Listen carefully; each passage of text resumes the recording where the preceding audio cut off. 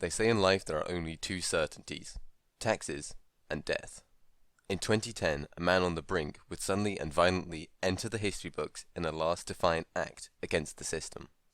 I'm the Peculiar Possum, and welcome to Taxed to Death, Andrew Stack.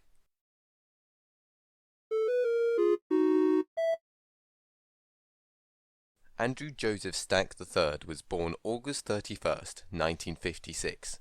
At the age of 4, both of Stack's parents died in a car accident, making him an orphan. This didn't stop him from becoming an ambitious software engineer. Stack dropped out of community college in 1977 and headed to California to pursue a career in computers. Stack would go on to found two businesses.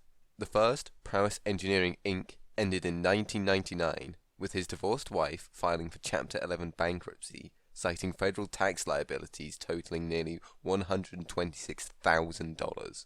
His second business, Software Systems Corp., also failed due to tax issues, being suspended in 2004 for non-payment of state taxes.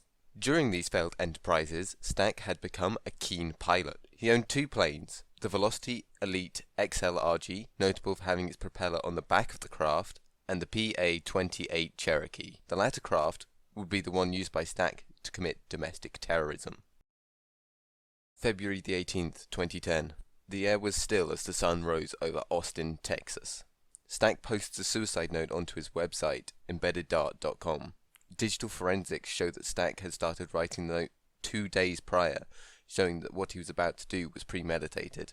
In his note, Stack expresses his grievances with many institutions, ranging from the government and Big Pharma to the Catholic Church and the effects of the September 11th attacks. He goes on to talk about his experience meeting a poor widow who never got the pension that she was promised, which must have affected him greatly. Also mentioned are Stack's long-running issues with taxes, debt, and his feud with the IRS. The note concludes, "I saw it once written that the definition of insanity is repeating the same process over and over and expecting the outcome to suddenly be different.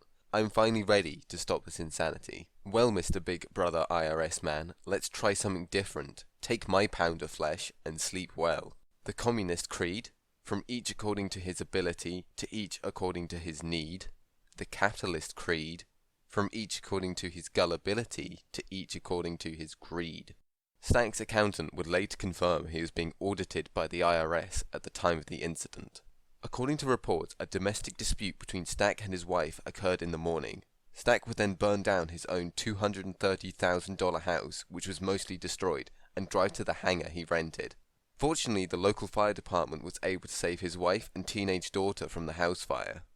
At 9:45 a.m., he boarded his Piper Dakota plane. It is speculated that Stack replaced the empty seats of his aircraft with more fuel than the plane needed for the short 20-mile flight. Stack's last known words were spoken to the air traffic controller after taking off. He said, "Thanks for the help. Have a great day."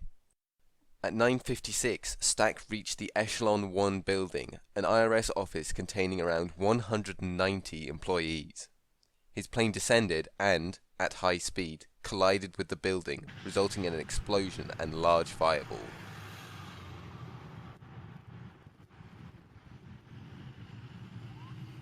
The resultant crash killed two, Stack and Vernon Hunter, a 68-year-old revenue group manager for the IRS and veteran of the Vietnam War. The crash also injured 13, two critically. The detonation was so large, debris rained down onto a nearby road, smashing windows and damaging cars. A former US combat engineer, Robert de Haven, saw the explosion on his commute to work. He managed to rescue 6 people trapped on the second floor of the building using a ladder fixed to his truck. Some fire engines that would have responded to the incidents were diverted by Stack's own house fire. However, by sheer coincidence, the Travis County Hazardous Material Team, a group of specialist firefighters from outside Austin, had just assembled across the road for a training exercise. The group witnessed the collision and responded immediately, mounting a search and rescue operation to find survivors from the crash. After inspection, it was concluded that the damage from the building was repairable, with the repairs coming at taxpayers' expense. The IRS spent over $38.6 million in response to the attack, the majority of which spent on security improvements across the US. In a later phone interview, Stack's daughter described him as a hero, clarifying that she felt this way because of his views on the IRS and government rather than his final defiant action. She later retracted this, stating he was not a hero. The story of Stack shows what someone can be capable of when pushed beyond their limits. Friends of Stack didn't notice anything different about him leading up to the incident, which I personally find quite unusual. Why do you think Stack did this? Was he mentally ill, or perhaps a man fiercely devoted to his principles? I've been the Peculiar Possum, and thanks for watching. Don't forget to like, subscribe, and share with your friends.